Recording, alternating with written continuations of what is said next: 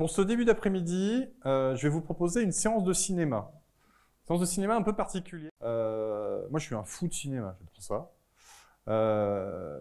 Je me suis dit, il y a un truc à faire. Donc aujourd'hui, on va explorer deux choses. Les plus belles horreurs du cinéma, donc tous les meilleurs nanars possibles et inimaginables. Donc il y a un quiz. Hein.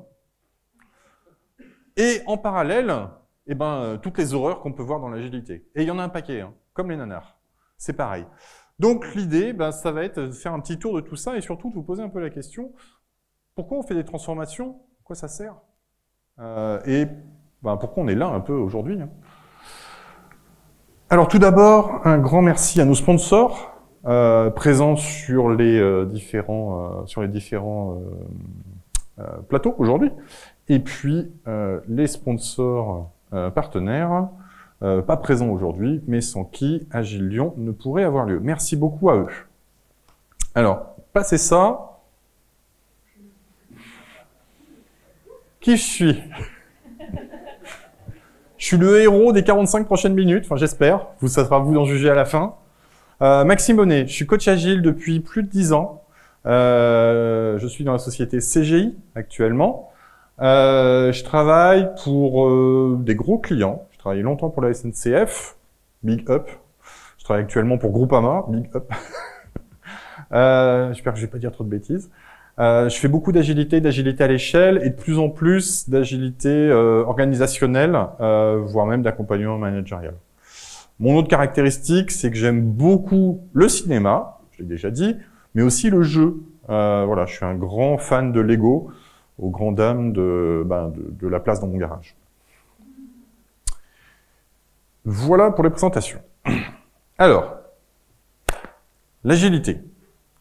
L'agilité, j'ai commencé en 2008 à donner des formations sur l'agilité. Je vous expliquerai un peu plus tard pourquoi. Mais depuis, j'en ai connu des transformations et des clients qui nous ont dit « Ça y est, on est transformé, c'est génial, c'est super, on est transformé ». Et en fait, quand vous êtes dedans, vous avez plutôt envie de vous cacher, de vous dire « Non, celle-là, je préfère pas trop en parler en fait de transformation ». Sur le papier, ça a l'air joli. Il y avait plein de buzzwords hyper sympas au début. Et puis on est arrivé à un truc, on peut pas le cautionner en fait. Voire même à des retours en arrière absolument dramatiques dans certains cas. Donc, je pense que les accompagnants agiles que vous voyez dans la salle, hein, il y a plusieurs coachs agiles, on a tous connu ça. Les transformations, on s'est dit, punaise, on avait mis de l'énergie, on avait mis de la sueur, on avait mis de la volonté, on avait mis de la valeur, on avait mis plein de choses, et en fait, on est arrivé à rien, voire pire. On a fait mal aux gens. Et moi, quand je suis passé à l'agilité, l'un des trucs, c'était arrêter de faire mal aux gens. Alors quand on le constate 15 ans après, c'est on fait mal aux gens, ça fait un petit peu mal au cœur. Donc l'idée de cette conf, c'était un peu d'explorer ça. Et la première question qu'on va se poser, c'est pourquoi Transformers? Non, pourquoi se transformer? On peut aussi se poser le coup, pourquoi Transformers, à un moment donné. Pourquoi est-ce qu'on cherche à se transformer? À un moment donné, l'entreprise, elle décide pas de jeter son argent par la fenêtre en disant tenez, les coachs agiles, les consultants, allez-y, prenez, amusez-vous avec, faites des Legos. Il y a une raison, en fait, derrière ça. Alors, souvent, on a eu de l'effet de mode. C'est à la mode, l'agilité. L'entraînement, c'est « Non, mais le concurrent, là, il est passé à l'agilité, donc moi aussi. Pourquoi? Eux, ils y sont. » Dans le monde des assurances, AXA a été précurseur. Il y a plein d'assurances derrière qui ont dit « Ah, faut faire comme AXA. Ça a l'air vachement bien. » Ils n'ont pas été voir ce que faisait AXA, par exemple. C'est embêtant. Pour être plus performant, on va étudier ça un petit peu. Hein. Je vous fais le menu, mais on peut essayer de se dire on va être plus performant. Ça peut être intéressant, la performance. Même si, moi, la performance, ça embête toujours un petit peu. Performant par rapport à quoi? Par rapport à qui? Dans quel contexte? Un peu compliqué, la performance. On peut vouloir donner du sens à l'entreprise. Il y a des entreprises à mission, entreprises libérées, on a beaucoup entendu ça, on entend beaucoup moins parler actuellement. Mais ça, c'était un choix, par exemple, de passer à l'agilité, donner du sens. Et puis surtout, on pouvait en avoir marre du fonctionnement de son entreprise. L'entreprise marchait pas bien, et peut-être que l'agilité va nous apporter un certain nombre de solutions.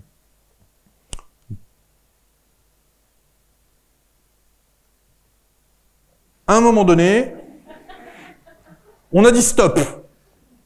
Alors, dans le cadre de taxi, c'est après le 1 qu'on a dit stop. Hein. Le 2, déjà, c'était pas possible. Mais à un moment donné, il y a quelqu'un qui dit stop, qui tape sur la table, qui dit « il y en a marre, on va faire autre chose ». Alors des fois, c'est des gens dans leur coin. C'est un chef de projet qui dit « il y en a marre, faisons de l'agilité dans notre coin, tout va bien ». Des fois, ça va plus haut. Hein. Des fois, c'est plutôt des grands chefs à plumes qui arrivent, qui disent « bon allez, on change toute l'entreprise. Dans un an, on est tous en Spotify modèle. » Voire même en Spotify. C'est super. C'est génial. Dans un an. Allez, tout le monde en certif. On peut avoir envie d'aller voir ailleurs. Avec le fonctionnement qu'on a. La grande mode actuellement, c'est se dire, le hiérarchique, c'est pas bien, on va faire du matriciel en organisation d'entreprise. Alors, utilisons l'agilité pour faire du matriciel. Hein, c'est pas gagné que ça marche, ça, pour le coup. Donc, globalement, à un moment donné, il y a quand même eu quelqu'un, dans votre entreprise, dans votre transformation, qui a dit, on arrête, on va essayer de faire autre chose. La question, c'est de se dire, on fait quoi? Alors, souvent, autrefois, hein, on se disait, le quoi, c'est facile, on va changer les processus. Ah, ça, c'est pas bien. Ah si, ça, c'est mieux. On va changer les processus. Et puis là, vous avez des chieurs qui arrivent, des coachs agiles qui vous disent « Non, c'est pas les processus qu'on va changer, c'est la culture. » Ah merde. Oui, il y a un Star Wars turc. Ça existe. Culturellement parlant, c'est différent. Vous ne pouvez pas juger. Pourquoi est-ce qu'on s'amuse à faire des changements culturels ? Pourquoi ces coachs agiles, ils vous disent « Non mais attendez, c'est culturel ». Bah parce que la culture, ça mange des processus au petit déjeuner, au déjeuner et au dîner. C'est pas moi qui l'ai dit. Hein.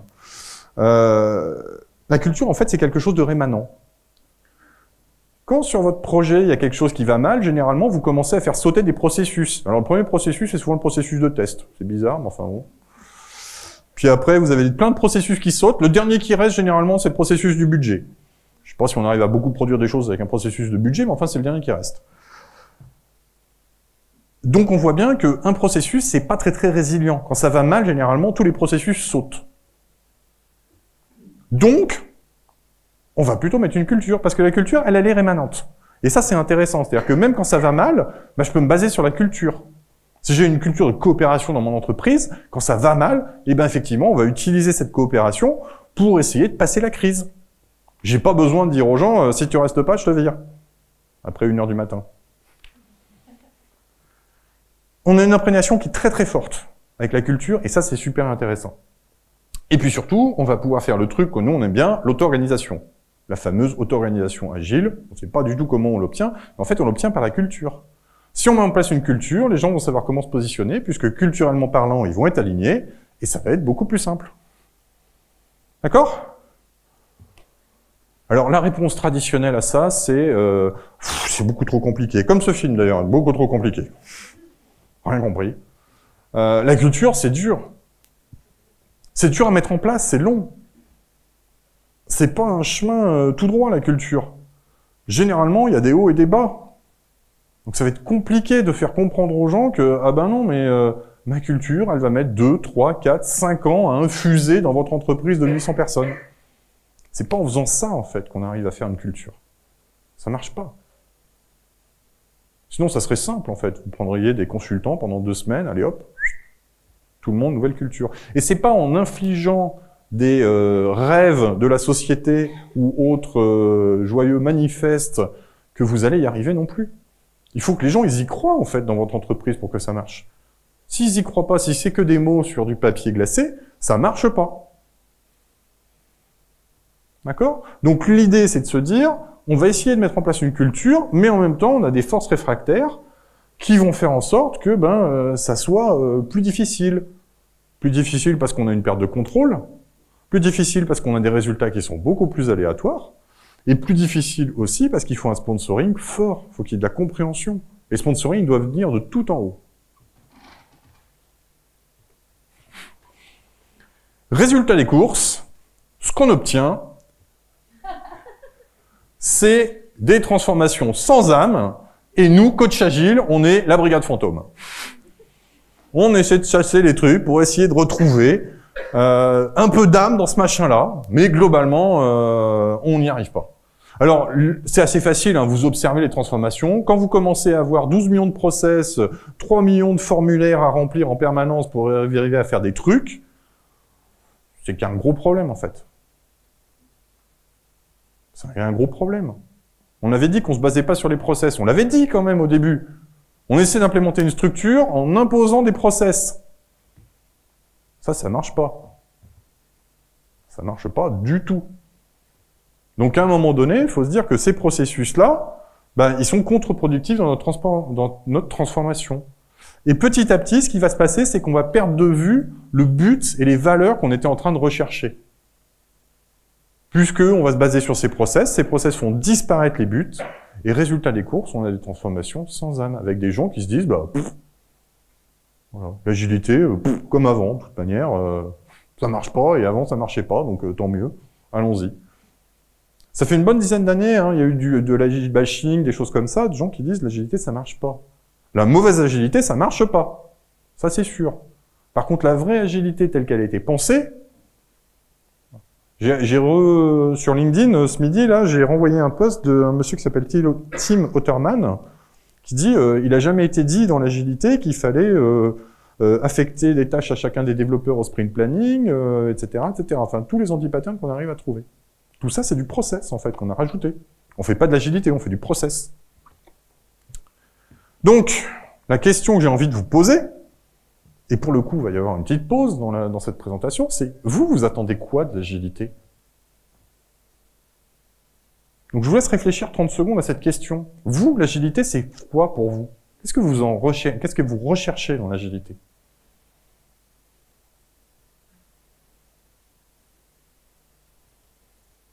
Et quand vous avez la réponse, vous vous tournez vers la personne à droite et à gauche et vous lui expliquez. Et puis vous recevez. Quand vous avez une réponse. Si vous avez une réponse.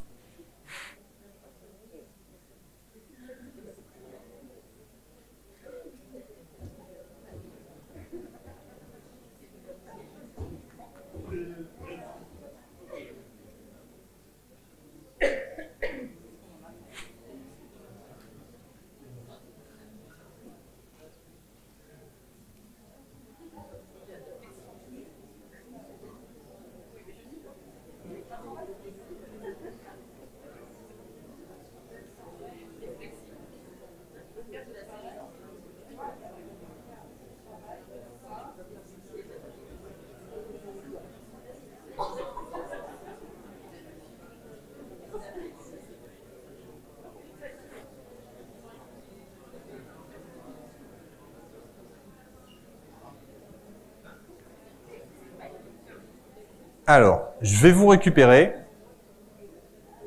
Vous pourrez d'ailleurs continuer cette discussion après. Ça, c'était le danger, vous faire discuter. Vous pourrez reprendre cette discussion après. Mais rien que vous confronter à votre vision de l'agilité avec la personne qui est à côté de vous, vous avez peut-être sûrement rendu compte que c'est pas exactement la même chose. On peut y rechercher différentes choses. Moi, et là, je suis désolé, je vais parler de moi.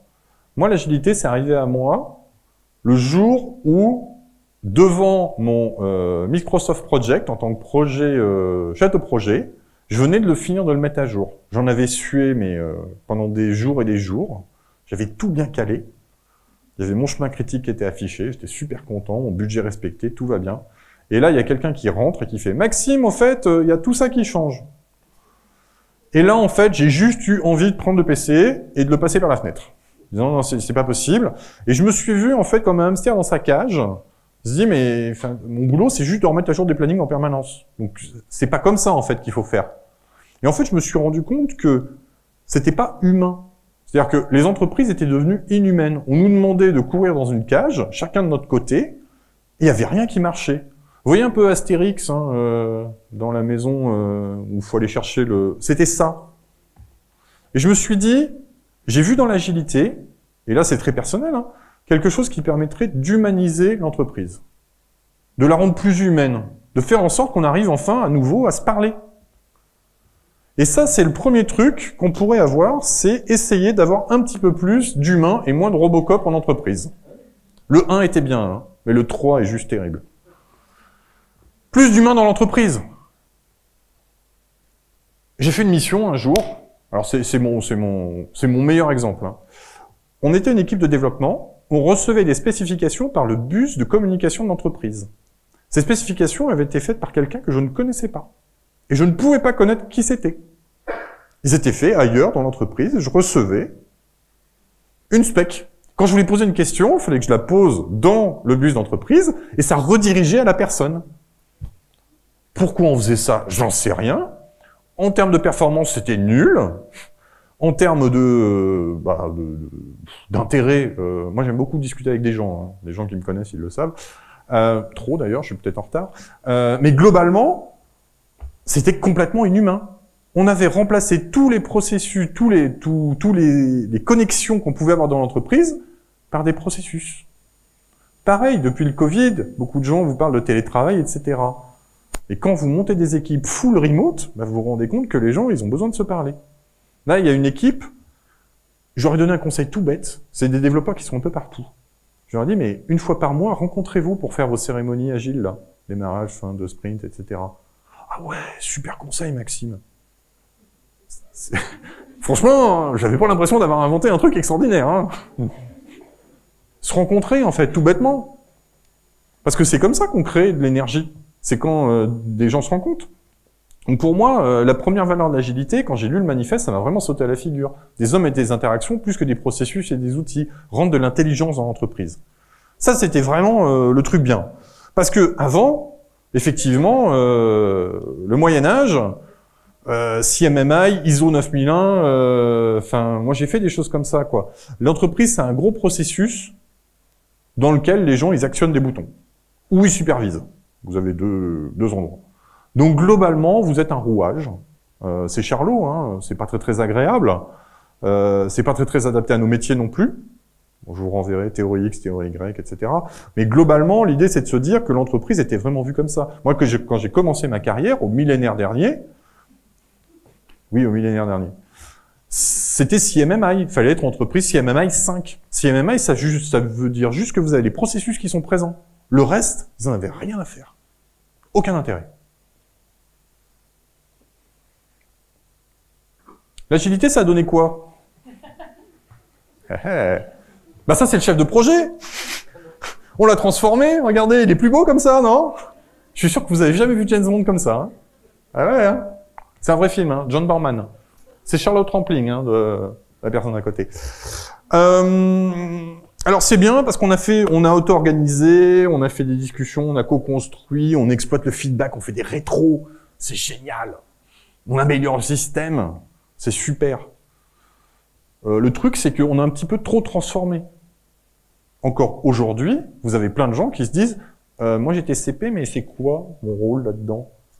Moi je suis PO, mais alors à part d'écrire des specs, c'est comme avant. Ça, on en a plein, hein. Donc ça veut dire qu'on n'a pas compris en fait la volonté qu'on avait. La volonté en changeant les rôles, c'était bien implémenter une nouvelle culture. Si vous faites exactement pareil qu'avant mais avec un nouveau titre, on n'a rien changé. Du tout. Donc on continue d'avoir les mêmes problèmes d'interaction entre les personnes, etc. Les plus gros ateliers qu'on fait en tant que coach agile, c'est les ateliers de rôle et responsabilité. Enfin, on en est encore là. Donc on n'a pas réussi. On a réussi à faire de l'agilité, on livre dans des sprints, machin, mais ce côté humain, moi je suis désolé, je suis pas persuadé qu'on l'ait réussi. Et ça m'attriste. Qu'est-ce qui nous bloque? Alors ce qui pourrait nous bloquer, c'est une grosse moussaka, mais non, en fait, c'est pas une moussaka en fait qui nous a bloqué. Souvent, en fait, c'est les processus de contrôle de l'entreprise. Alors, vous avez le contrôle budgétaire, bien sûr, mais vous avez aussi tous les processus de contrôle et de pilotage qui sont présents. La hiérarchie, le management, les indicateurs qu'on vous demande. Tout ça, en fait, ça va vous limiter à nouveau dans ce que vous pouvez faire. Et ça, c'est ennuyeux, parce qu'effectivement, ça veut dire, dans ces cas-là, que la transformation qui était censée être sponsorisée au plus haut niveau, en fait, ce plus haut niveau ne l'accepte pas. N'accepte pas que ce changement culturel, il soit aussi impactant pour eux. Parce que globalement, c'est pas juste les équipes de dev qui font de l'agilité. Pour que ça fonctionne, il faut que tout le monde soit agile dans sa manière de penser. Sinon, on n'y arrive pas, en fait. Sinon, ce qu'on va créer, c'est de la dissonance. Et il n'y a rien de pire que la dissonance dans la tête des gens. Fais ce que je dis, pas ce que je fais. Ça marche pas. Ça crée du stress et c'est pas bon. Donc ce besoin de reprise de contrôle, c'est quelque chose qui est très présent et qui nous empêche en fait d'arriver vers plus d'humains. Donc on nous remet des processus. Qu'est-ce qu'on peut faire? Alors déjà, on peut éviter de regarder ce film. Il a tué la carrière de l'actrice. Hein. Elle pensait que ça allait être... et non. Ça là, plus jamais vous l'avez vu derrière. Ce qu'on peut faire déjà, c'est se rendre compte que chacun dans l'entreprise, quand on fait une transformation agile, il a ses besoins propres. Et que ces besoins propres doivent être tous adressés. Individuellement. Et il n'y a pas que des PO, des Scrum Masters, il y a des managers, il y a des ressources managers, il y a des RH, il y a des financiers, il y a des juridiques. Une entreprise, c'est pas juste des équipes de dev qui font leur popote dans leur coin. Tous ces gens-là, quand on va penser agilité, on va devoir y réfléchir. L'exemple RH est un exemple assez symptomatique. Souvent, on oublie les RH. Voilà. Moi, ça m'est déjà arrivé, dire à un Scrum Master, tu vas être Scrum Master, et puis après, j'ai eu les RH et les syndicats qui m'ont dit, alors lui, s'il veut être Scrum Master, il lui faut une fiche de poste, puis une augmentation de salaire, puis un machin, puis un truc, j'y avais même pas pensé. Tous ces acteurs-là, ils ont des besoins, en fait. Et globalement, il va falloir aller les chercher et les adresser. Donc, si vous voulez plus d'humains, ben, il va falloir mettre beaucoup d'humains autour de la table. Sinon, on va avoir des réfractaires. Et puis, amplifier, bien sûr. Amplifier les choses qu'on a réussi, montrer, démontrer. Ça, c'est de la théorie du change. Hein. Mais globalement, tiens, cette équipe-là, on a réussi. Regardez, ils arrivent plus à se parler. Ça fait envie aux autres. Et hop, par capillarité, on va y arriver. On peut faire du vie ma vie. J'ai un très bon exemple. Une fois, on faisait des PI planning à la SNCF. Ça se passait bien, et en plus, il y avait un truc assez magique, c'est que un des très grands chefs venait au milieu du PI planning et décidait devant tout le monde d'arrêter ou de continuer des trucs en fonction de ce qu'on lui disait. Il disait pas, faut tout faire. Et en fait, un jour, j'ai amené un autre client à moi, je lui ai dit, ben, viens, on va voir ce qu'il fait. Et il a été extrêmement impressionné par ce qui se passait, en fait. En disant, la dynamique, mais j'ai envie de ça. J'ai envie de ça. Et ça marche super bien. C'est pas parce qu'on est dans une entreprise et puis qu'il y en a une autre à côté qu'on peut pas aller la voir. D'ailleurs, nous, les coachs, on fait beaucoup ça. C'est-à-dire, on dit à notre client, tiens, l'autre client, il fait ça, viens. Donc ça, c'était pour la partie humaine. Mais on peut pas vouloir qu'une transformation humaine. On peut aussi essayer d'avoir plus d'impact. Comme par exemple, des requins dans une tornade, ça a beaucoup d'impact. Hein. Ça, c'est sûr. Plus d'impact, ça veut dire que sur la vie de tous les jours, ces sociétés qui vont produire des choses, elles vont participer au changement, voire les accompagner, voire les devancer. Ça va avoir plus d'impact dans la société. Ça peut être quelque chose de sociétal, mais ça peut être aussi un produit qui va avoir beaucoup plus d'impact grâce à l'agilité. La question, c'est quel impact? J'aurais pu vous mettre le film Impact, mais il est bon. Alors que celui-là, les musiques sont sympas, hein, mais c'est quand même un nanar. Puis il y a même des scientifiques qui ont prouvé que c'est pas possible. Mais ça, c'est autre chose. L'impact, ça pourrait être la volonté de montrer une bonne image de l'entreprise, bien sûr. On en a vu, hein, des entreprises qui se vantent d'être des entreprises agiles, où il fait bon travailler, etc. Mais ça peut être aussi des solutions qui vont être différenciantes. Et grâce à l'agilité, on va permettre de voir plusieurs hypothèses et pouvoir tourner autour, excusez-moi, et trouver quelque chose qui va être vraiment différenciant. Ça peut être intéressant. Le problème, c'est comme pour certains films de super-héros, c'est nul. Celui-là, il est vraiment nul parce que... Hein, il était trop bien. Alors, l'acteur principal, hein, Ryan Reynolds, il tue Green Lantern dans Deadpool pour dire que non, c'est pas possible en fait. Non, le film est nul. Et les transformations qui sont associées à ça, souvent, entre le discours et la réalité, il y a un vrai flop. Des fois, vous assistez à des conférences, il y a des entreprises, et elles vous vendent des trucs, mais c'est l'agilité, c'est génial chez nous, machin. Puis vous arrivez dans la société et vous faites « Oh putain, oh, le désastre !» Donc entre ce qu'on vous dit, la manière dont on va utiliser l'agilité pour montrer qu'on est différent, et c'est pareil pour les produits, hein, on va faire des produits super différenciants, et puis en fait, on fait des NFT comme tout le monde. Enfin, d'ailleurs, on ne fait plus de NFT. Ceux qui ont essayé, ils n'ont pas réussi. Et ça, en plus, ça a un effet, alors c'est un double effet qui se coule, qui est super sympa, c'est que le premier effet qui se coule, c'est que déjà, votre public, il se met à s'en rendre compte à un moment donné que c'est un peu du bullshit. Et puis le deuxième effet qui se coule, c'est qu'en interne, vous démotivez tout le monde. Il y a plein d'entreprises où vous entendez la direction vous dire en permanence, on est super agile. Et vous interviewez les gens et vous disent, l'agilité, non, on n'en fait pas, hein. Je sais pas ce que c'est. Voire même, l'agilité, on a essayé, c'est nul, on n'en fera plus jamais. Moi, ça me fait un peu mal au cœur quand j'entends ça. Je me dis, putain, on a loupé un truc encore dans notre transformation. Ça marche pas. Ce qu'on pourrait faire dans ce cas-là, c'est essayer peut-être de hacker le système. Bon, ce film-là, moi, il m'a hacké ma patience. Je me suis endormi très très vite. Pourtant, je suis un adorateur de Michael Mann. Mais là, c'était pas possible. Là, c'était pas possible. Vous avez le droit de pas être d'accord avec moi. Mais celui-là... Hacker le système, par exemple, à la SNCF encore, je travaillais sur une application et en fait, personne n'y croyait. Sauf le PO qui croyait très fort à son appli. Donc on avait eu un tout petit budget. Et puis, en fait, on a utilisé l'agilité pour complètement hacker, gangréner l'ancienne application qu'on voulait foutre à la poubelle et que le management voulait garder. Et en fait, on a retourné tous les gens qui utilisaient l'application pour utiliser la nôtre, qui était en mobile, qui était vachement plus pratique, puisqu'elle s'utilisait sur les quais de les gares pour pouvoir interagir avec les clients, et on a complètement sabré toutes les autres applications. Donc c'est un exemple en fait de hacking pour dire notre solution différenciante, nous on y croit et ça va avoir un impact. Et si vous dans l'entreprise vous y croyez pas, vous inquiétez pas, nous on va vous faire y croire. Et le projet qui devait durer 6 mois, il a duré 6 ans et demi et ils ont tout révolutionné. Et au début c'était vraiment un tout petit projet, hein, c'était juste une IHM d'un truc physique qu'on devait mettre sur un portable. Donc ça c'est des méthodes de hacking par exemple. On va passer par la petite porte et on va engranger des succès les uns après les autres. On peut prendre les gens au mot aussi. Ah, on est agile? Ok. Allez, viens, on va faire une conf. Si on présente ce qu'on fait, c'est pas sûr. Ah, on va peut-être réfléchir.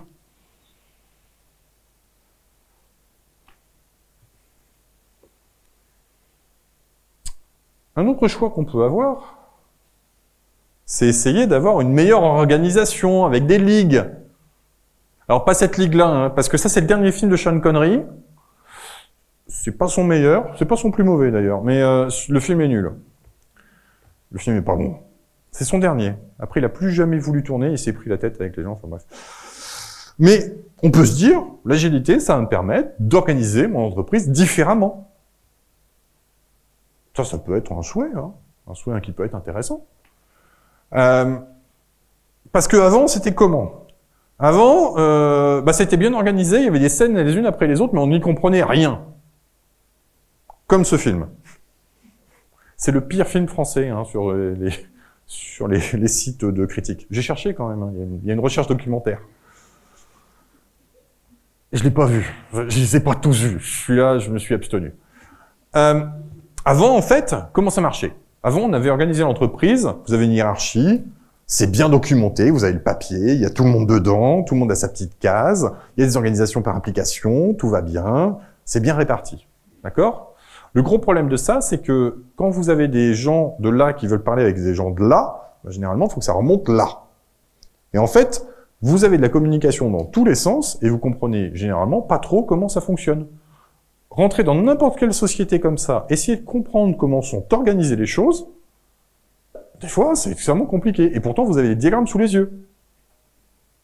L'entreprise, elle s'est organisée par rapport à ses solutions qu'elle a proposées. Pas par rapport à son public ou aux problèmes qu'elle veut adresser, par rapport à ses solutions. Résultat des courses, c'est incompréhensible. Alors c'est organisé, hein.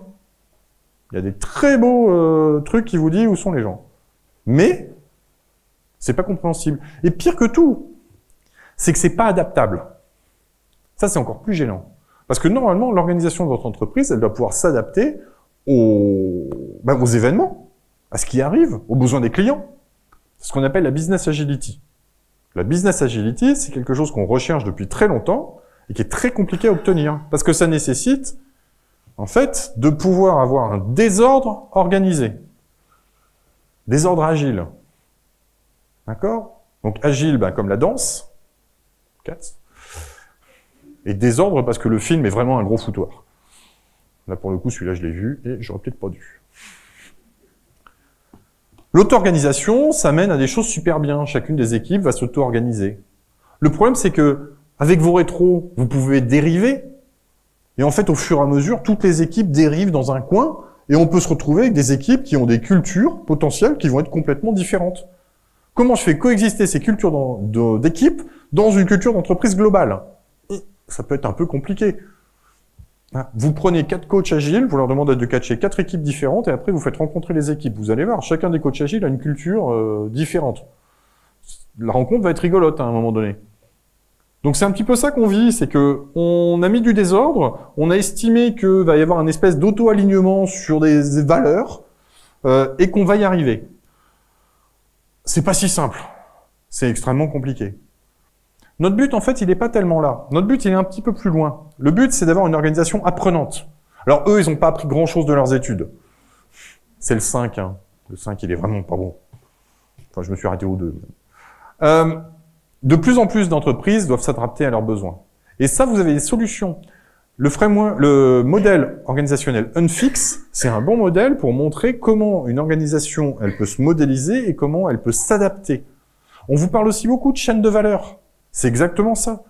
Au lieu d'être rangées par application, mes équipes vont être alignées sur les chaînes de valeur de l'entreprise. Et une chaîne de valeur, c'est pas un logiciel. Une chaîne de valeur, c'est qu'est-ce que l'entreprise fournit à ses clients. Je vais reprendre l'exemple à mon client actuel, je travaille pour Groupama. Pour Groupama, quand on a un nouveau contrat, eh ben ce nouveau contrat, il faut qu'on puisse en faire la pub sur le site groupama.fr, pouvoir le vendre dans les tunnels de vente, pouvoir mettre à jour le self-care, donc que les gens puissent ensuite voir leur contrat, et pouvoir interroger le bot sur les prestations qui sont liées à ça. C'est 4 projets différents. Ces 4 projets doivent être alignés pour pouvoir distribuer la valeur. S'il m'en manque un, je peux pas distribuer la valeur. Et c'est exactement ça, en fait. Donc on va essayer de transformer l'entreprise pour, au lieu d'avoir 4 applications, eh ben, je vais avoir une chaîne de valeur avec des gens qui vont intervenir sur cette chaîne de valeur. Et ça, c'est une transformation organisationnelle qui est très à la mode. Et l'agilité propose des solutions par rapport à ça. L'idée, c'est toujours la même, hein. C'est on va s'adapter à son business. Si ma chaîne de valeur change, eh ben, je vais changer mon organisation en fonction de ma chaîne de valeur. Je peux aussi vouloir être plus concurrentiel. J'aurais pu mettre l'équipe de France. Je suis pas très foot, mais j'ai cru comprendre qu'ils n'étaient pas très concurrentiels en ce moment.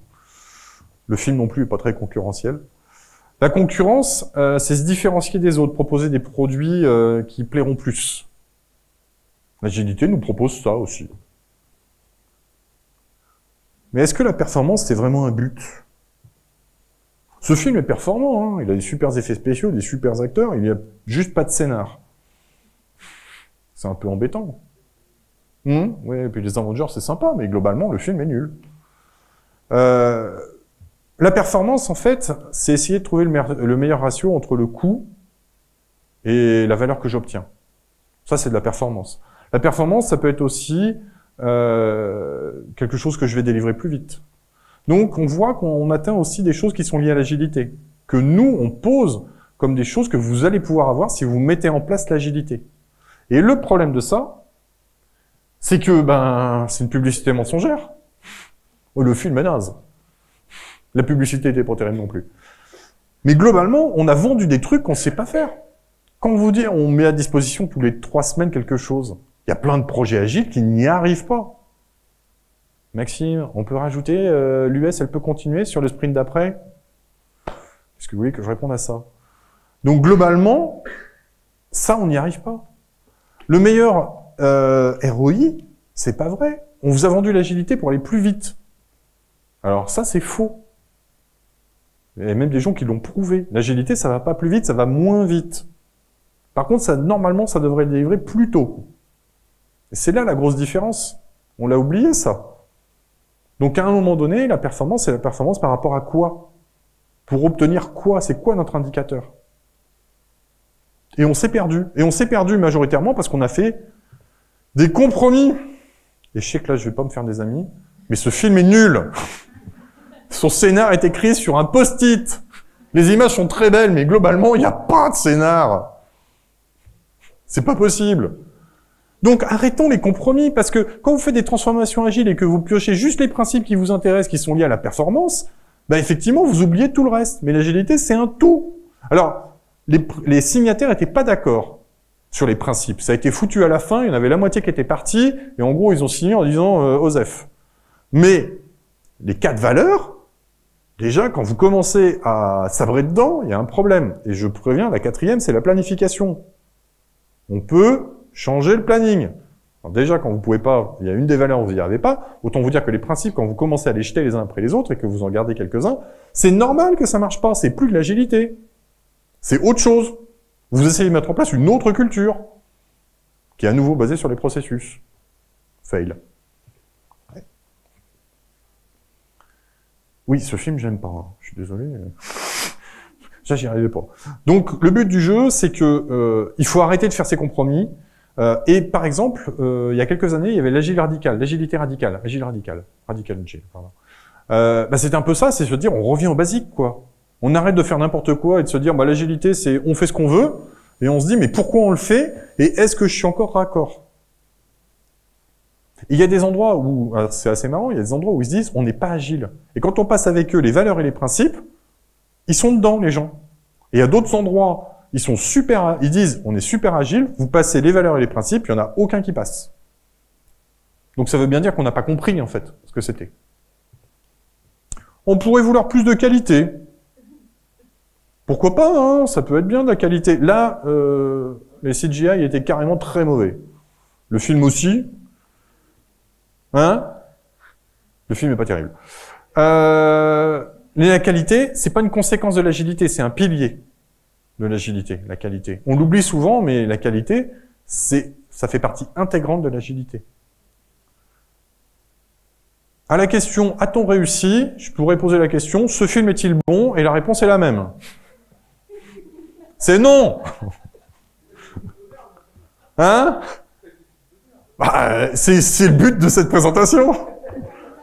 La stratégie de test est super aléatoire dans certains cas. Quand elle existe, je faisais un rôle et responsabilité il y a pas longtemps dans une équipe, et à un moment donné, ils se sont rendus compte, mais au fait, qui c'est qui teste et à quel moment? Et on s'est rendu compte qu'en fait, les tests, les développeurs avaient décidé qu'ils faisaient que des tests techniques.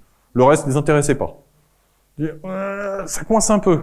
Et ça, c'est lié au fait que dans nos projets, on s'est beaucoup concentré à accompagner les PO. Donc on a beaucoup travaillé la partie amont du processus. Hein, exprimer le besoin, le bon besoin, machin, etc. On a un peu aidé les devs, et puis alors la suite, démerdez-vous comme vous voulez. Je connais des coachs qui font du testing agile, mais j'en connais pas beaucoup. Et effectivement, ça arrive très tard. Et souvent, ça arrive tellement tard que cette partie qualité, globalement, elle est inexistante. Parce qu'il n'y a plus de temps, parce qu'il n'y a plus d'argent. Quand on analyse des fois simplement le temps passé sur les différentes phases du projet, il y a 50% pour écrire les US, il y a 45% pour arriver à les développer, et encore, je suis gentil quand je dis ça, et puis il reste à peine 5%, et c'est la mise en prod il y a 3 semaines pour pouvoir la mettre. Donc globalement, ça marche pas. Vous pouvez pas assurer de la qualité dans ces conditions-là. C'est pas possible, en fait. Donc la qualité, on n'a pas réussi. La gestion des anomalies, j'en parle même pas. On est toujours en train de se dire comment est-ce qu'on va faire. Les questions sur ouais, mais je fais des US ou des anomalies? En permanence, celle-là.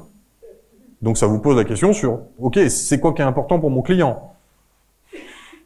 Un logiciel qui marche. Hein. Enfin, ça c'est la réponse, c'est facile.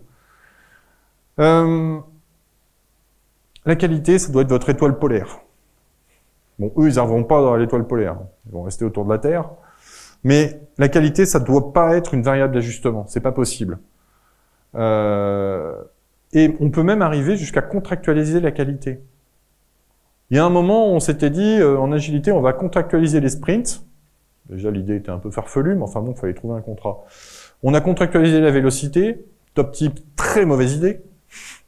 Très mauvaise idée. Mais contractualiser la qualité, pour le coup, ça peut être intéressant. Alors la question derrière, c'est comment je valide que j'ai la qualité obtenue. Ça, c'est la question d'après. Mais pour le coup, ça pourrait être intéressant de se dire que je pourrais avoir chacun de mes sprints à une qualité qui soit à tel niveau. Et ça pourrait être intéressant.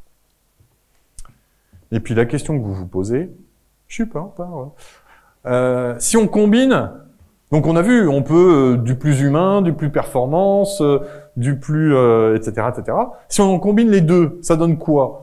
Alors, ça donne un film pas bon. Pourtant, Alien, c'était bien, Predator, c'était pas mal. Mais les deux, ça marche pas. Globalement, vous allez commencer à courir 2 lièvres. Et ça, c'est jamais facile. Surtout que vous avez une énergie limitée, un nombre de personnes limité et un temps pour réussir qui est lui aussi limité pour prouver que ça va marcher. Donc si vous commencez à courir 2 lièvres à la fois, globalement, vous risquez d'en courir aucun. Donc mon conseil, c'est plutôt d'essayer de vous focaliser sur l'un de ces axes qui vous paraît important pour vous dans votre transformation. Et je dis pas que votre transformation doit absolument être humaine, ou performante, ou différenciante, ou innovante. Elle doit être la vôtre de transformation.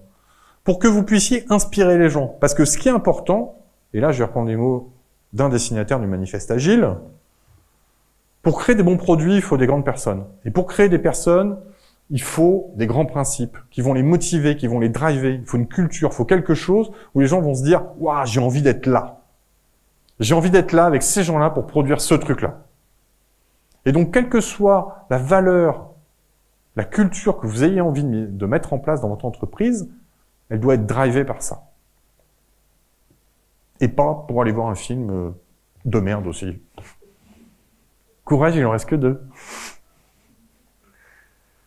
Ma conclusion, ah bah oui, quand même. On va mettre des paillettes. Ne mettez pas des paillettes dans les yeux des gens qui sont autour de vous avec votre transformation. Ça sert à rien. Ça va se voir que c'est que des paillettes à un moment donné. Ça va se voir que votre transformation, elle marche pas. Et ça va être pire que tout, ça va démotiver les gens. Donc à un moment donné, cette transformation, faites en sorte que vous n'ayez pas à transiger sur les valeurs que vous voulez porter, sur la culture que vous voulez faire naître dans votre entreprise, quelle qu'elle soit. Je ne juge pas de la culture que vous voulez avoir, mais globalement, ne transigez pas. À partir du moment où vous transigez, vous êtes en train de perdre vos valeurs, et donc de perdre votre transformation. Une mauvaise agilité, ça peut être pire que ce qu'il y avait avant. Surtout, ne faites pas ça. Et pour finir, je voudrais vous remercier et j'espère que je ne suis pas le baltringue qui vous a proposé une mauvaise conférence à Agile Lyon. Et c'est ma conclusion.